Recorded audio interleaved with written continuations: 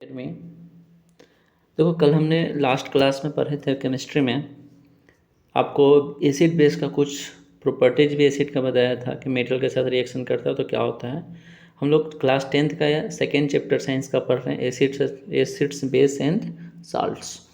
उसमें next topic है NCERT book में आपके पास, what do all acids and all bases have in common.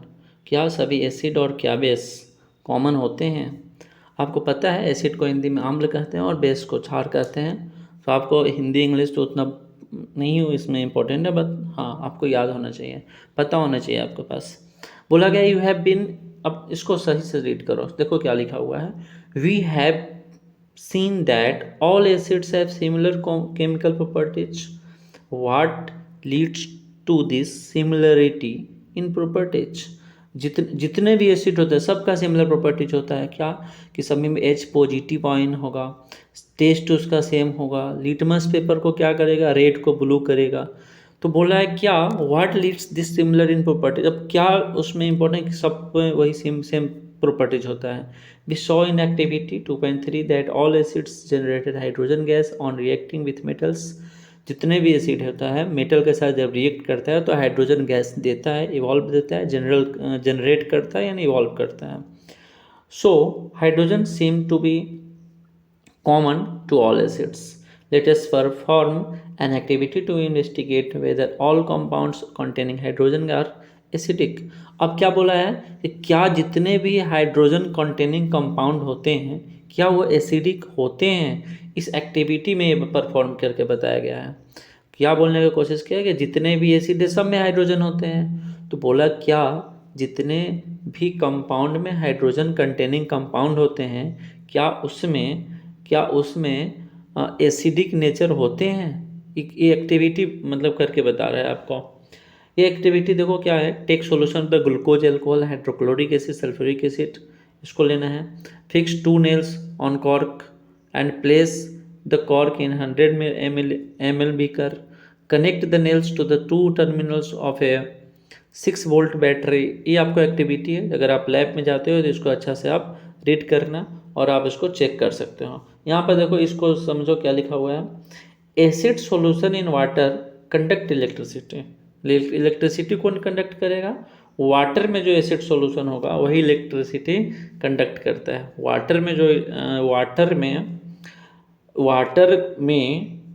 जिस वाटर में एसिड सॉल्यूशन होगा उसी से इलेक्ट्रिसिटी पास हो सकता है। ठीक है। अब देखो यहाँ पर क्या डाला, डायलूट HCl सॉल्यूशन और एक क्या डाल दिया, रबर कॉर्क। यहाँ पर बीकर है, ये पूरा बीकर है आपके पास, स्विच लगाया, एक इलेक्ट्रिक सर्किट एक यहाँ पर बनाया है। ठीक है, यहाँ पर एक इलेक्ट्रिक सर्किट लगाया है, 6 वोल्ट का बैटरी लगा दिया, स्विच लगा दिया, बल्ब लगा दिया और यह पूरे वायर लगा दिया, इलेक्ट्रिक सर्किट एक बना दिया।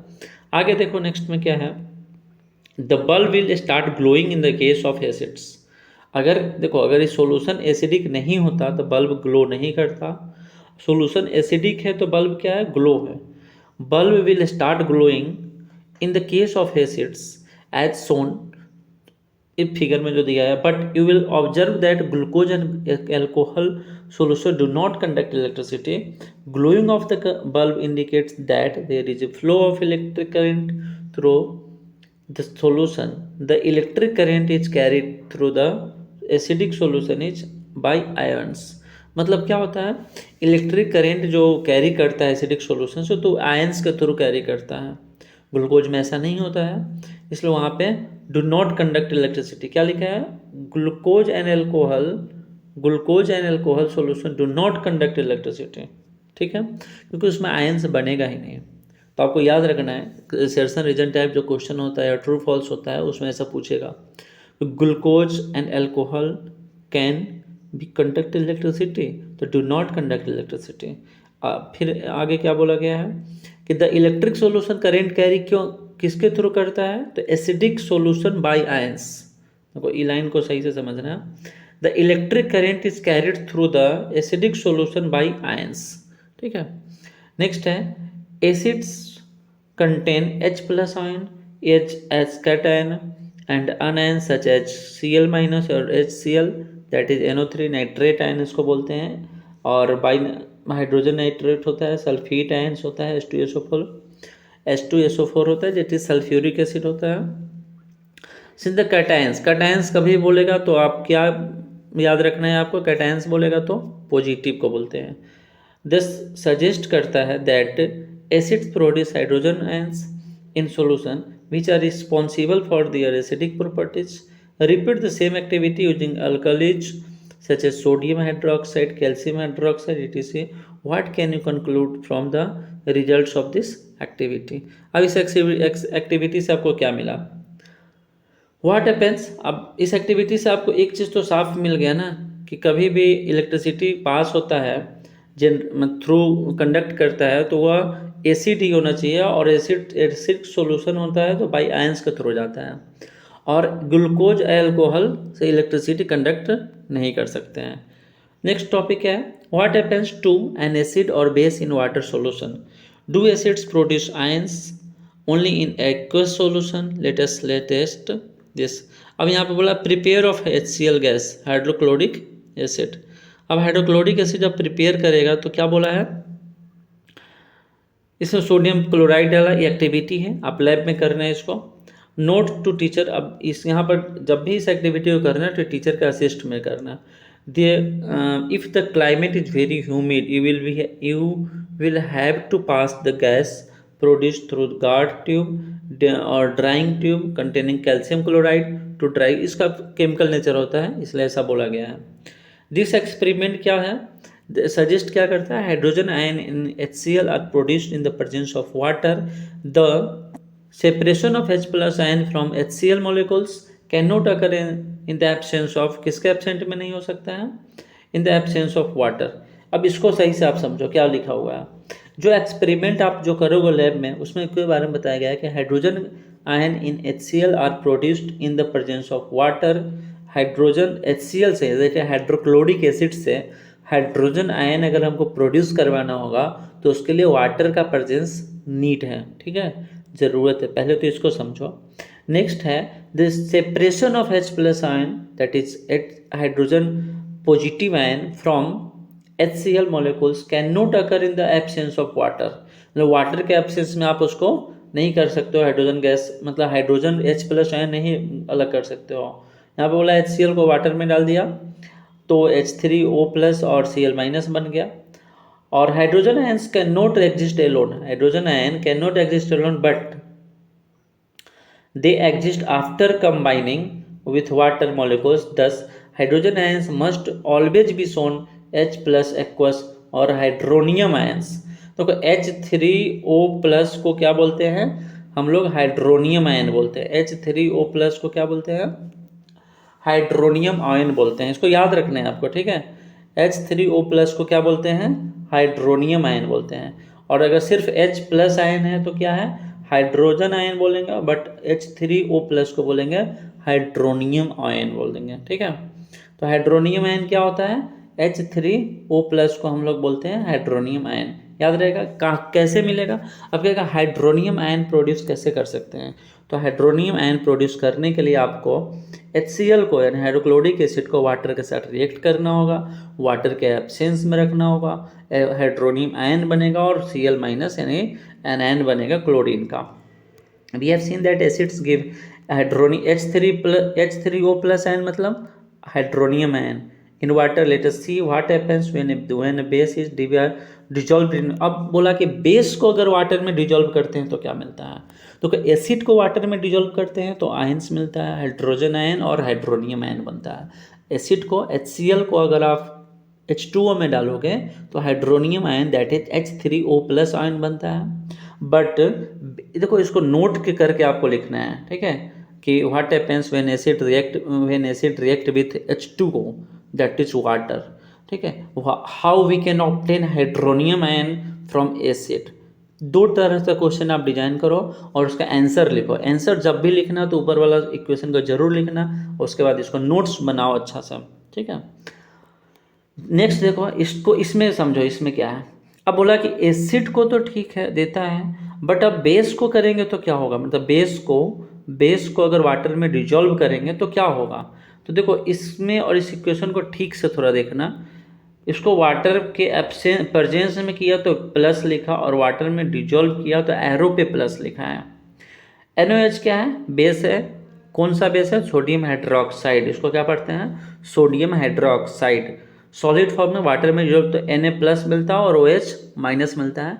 दैट इज, इसमें आपको कहीं पे भी H प्लस या हाइड्रोनियम आयन इस टाइप का नहीं बनेगा, इसको आपको याद रखना है। How what we obtain from bases when a dissolve in water, मतलब जब बेस को वाटर में डिजॉल्व करते हैं तो क्या ऑब्टेन होगा। ठीक है, नेक्स्ट देखो उसी इक्वेशन। अब देखो NaOH क्या, सोडियम हाइड्रोक्साइड बेस है। पोटेशियम हाइड्रोक्साइड भी क्या है, बेस है। इसको वाटर में डिजॉल्व किया, पोटेशियम बना और हाइड्रोक्साइड आयन बना। मैग्नीशियम हाइड्रोक्साइड क्या है, बेस है। तो क्या बना, Mg और OH माइनस बना। तो याद रखना है, बेस क्या करता है, जनरेट करता है हाइड्रोक्साइड आयन को। OH आयन को बोलते हैं, OH माइनस को बोलते हैं हम लोग हाइड्रोक्साइड आयन। क्या बोलोगे आप, हाइड्रो ऑक्साइड आयन बोलते हैं। और अभी पढ़े हम लोग HO3 प्लस को क्या बोलते हैं, हाइड्रोनियम आयन। देखो छोटा छोटा बात है, इसको याद रखना है। तो यहाँ पर क्या है, बेस क्या जनरेट करता है, हाइड्रोक्साइड आयन। कब जनरेट करता है, जब बेस को वाटर में डिजॉल्व करते हैं। Base which are soluble in water are called alkalis. अब देखो अल्कलीज क्या होता है, जो बेस, ठीक है, जो बेस वाटर में सॉल्युबल हो जाए उसे हम क्या बोलेंगे, अल्कलीज। ठीक है, उसे हम क्या बोलते हैं, अल्कलीज बेस बोलते हैं। जो बेस वाटर में base which are soluble in water are called alkalis. Simple है, आपको पता होना चाहिए कि बेस जब वाटर में डिजॉल्व होता है तो हाइड्रोक्साइड आयन बनाएगा OH माइनस, और एसिड जब वाटर में डिजॉल्व होगा तो हाइड्रोनियम आयन बनाएगा, जिसे हम H3O प्लस आयन बोलते हैं। याद रखना है, ठीक है, दो इंपॉर्टेंट बात है। नेक्स्ट देखो, अच्छा इस साथ में इक्वेशन को भी आपको माइंड में रखना है कि इक्वेशन कैसे जनरेट हो रहा है, बिकॉज अगर आप इक्वेशन को माइंड में नहीं रखोगे तो बैलेंसिंग करने के लिए जो देता है ना उसमें आपको प्रॉब्लम हो जाएगा। ठीक है, नेक्स्ट देखो, अच्छा ये डू यू नो, इसमें देखो all base do not dissolve in water. क्या बोला, अल्कली, पहले क्या बोला, अल्कलीज क्या होता है, तो जो बेस वाटर में डिजॉल्व हो जाएगा उसे अल्कली बोलेंगे। फिर क्या बोला कि ऑल, मतलब नोट्स में क्या बता रहा है आपको कि जितने भी बेस है do not dissolve in water, water में उसे आप डिजॉल्व नहीं कर सकते हैं। And alkali is a base that dissolve in water. अब जब भी बोला अल्कलीज लिखेगा तो सब समझना होगा आपको कि अच्छा अल्कलीज क्या है, तो जो बेस वाटर में डिजॉल्व हो रहा है उसे अल्कली बोला गया है। दे आर सोपी इन टच। सोपी मतलब क्या होता है, एकदम सॉफ्ट मुलायम, जैसे आप साबुन को टच करते हो ना कितना सॉफ्ट होता है, सोपी इन टच होता है। अल्कली बेस जो होगा उसके बारे में बता रहा है कि अल्कली बेस क्या होता है। देखो आप अल्कली एक टॉपिक लिखो, आप लिखो अल्कली, ठीक है, अल्कली बेस, और अल्कली बेस लिख करके पूरे लिख दो। ठीक है, इसको समझना सही से। तो बोला अल्कली क्या है, बेस है, दो that dissolve in water. They are soapy in touch, कहेगा सोपी इन टच कौन सा बेस में होता है, अल्कली बेस में होता है। बीटर होता है, कोरोसिव होता है। कोरोसिव का मीनिंग क्या होता है, आप कहीं पे डालोगे तो उसको क्या करेगा, बर्निंग, मतलब उसको जला देगा। आप ऐसे समझो कि होल बना देगा छोटा सा। ठीक है, कोरोसिव, जैसे आप सुने होगे ना तेजाब, किसी को बॉडी पे डाल दो स्किन पे तो स्किन को क्या करता है, जहाँ पे जाता है वहाँ पे उसको बहुत डैमेज कर देता है। तो कोरोसिव इन नेचर का मतलब वो होता है। या जंग लगने को भी बोलते हैं। आप कोई मान लो मेटल पे डाल दिया। नेवर टेस्ट और touch them as they may cause harm, मतलब आप उसको टच जाकर मुंह में रख टेस्ट नहीं कर सकते हो। किसको, अल्कलीज को, जो वाटर में solve, which are the base, which of the base in 2.1 are alkalis. तो टेबल 2.1 आगे दिया होगा, पीछे या आगे कहीं पे, तो उसमें बोला है कि उसमें क्या है, वो अल्कलीज हैं। अब 2.1 है तो देख लो इधर 2.1 टेबल कहाँ पे था, आप देखोगे तो वहाँ पर एक अल्कलीज का टेबल बनाया होगा। आपको जनरली याद रखना है कि अल्कलीज होता क्या है, तो जो बेस वाटर में डिजॉल्व हो जाता है उसे हम क्या कहते हैं, अल्कलीज कहते हैं। और टेस्ट क्या होता है उसका, बीटर होता है, सोपी इन टच होता है, कोरोसिव इन नेचर होता है, नेवर टेस्ट और touch them as they may cause harm, बहुत नुकसान पहुंचा सकता है। और याद रखना है, ठीक है। नेक्स्ट, अब देखो, now we have identified that all acid generate H plus hydrogen ion and all bases generate OH यानी hydroxide ion. We can you the neutralization reaction. अच्छा, कमेंट सेक्शन में बताया न्यूट्रलाइजेशन रिएक्शन, कल लास्ट वीडियो में हमने पढ़ाया था, तो उसमें बताया था न्यूट्रलाइजेशन रिएक्शन क्या होता है। तो base plus salt, base plus acid क्या बनाता है? न्यूट्रलाइजेशन रिएक्शन, साल्ट और वाटर। तो याद रखना है आपको। तो यहाँ पर बोला कि एसिड बेस क्या बनाता है? साल्ट एंड वाटर बनाता है। अब यहाँ पर X और M दिया है, तो M और X बताया है, और ये X और M क्या होगा?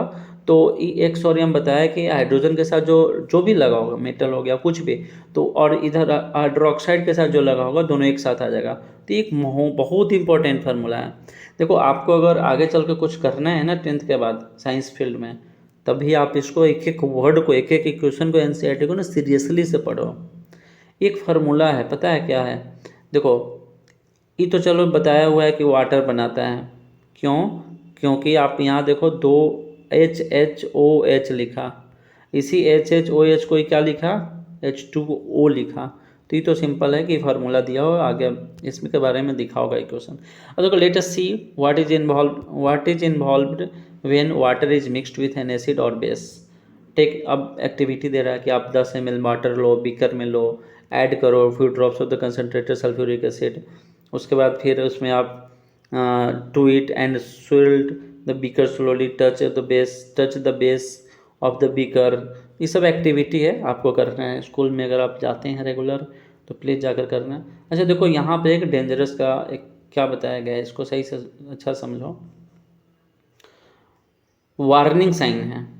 जो आप कभी भी कोई कंटेनर लेते हो ना, मतलब डब्बा बंद जो भी आप खरीदते हैं लिक्विड, उसमें दिया भी रहता है on containers containing concentrated acid and base. अब इससे आपको माइंड में क्या लगा कि देखो, मतलब जो भी कंसंट्रेटेड एसिड होता है ना, वो डेंजरस होता है, ठीक है, और डेंजर होता है, डैमेज कर सकता है हमारे स्किन को। अब पता है ये स्किन क्या है? लिविंग सेल है, तो उसको डैमेज कर सकता है।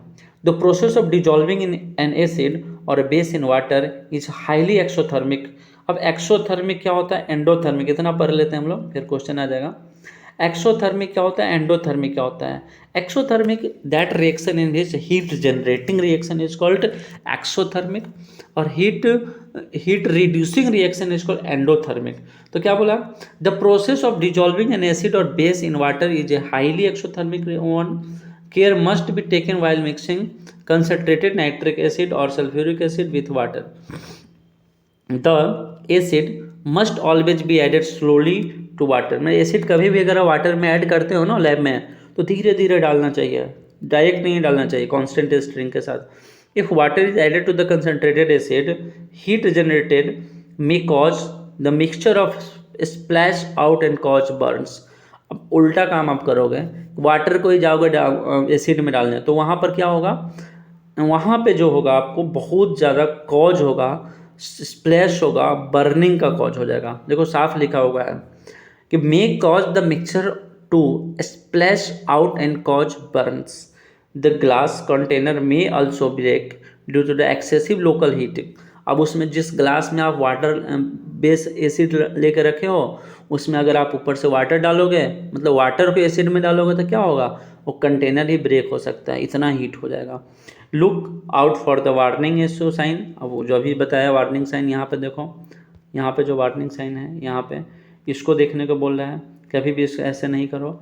उसके बाद एसिड भी अगर आप वाटर में डालते हो तो धीरे थोड़ा थोड़ा डालो, स्लोली स्लोली डालो, और एसिड में कभी वाटर तो डालो ही नहीं, ठीक है। ये समझाने की कोशिश किया गया, आप इसको सही से समझना, बिकॉज NCERT है, ठीक है, एक एक वर्ड इसका इंपॉर्टेंट होता है। तो बोला, if water is added to concentrated acid, heat generated cause the mixture of the splash and cause burns. The glass containing may also be break due to the excessive local heat. Look out for the warning sign on the can of concentrated sulfuric acid and on the bottle of the sodium hydrochloric hydroxide pellets. Mixing an acid or base with water results in decrease। क्या बोला है?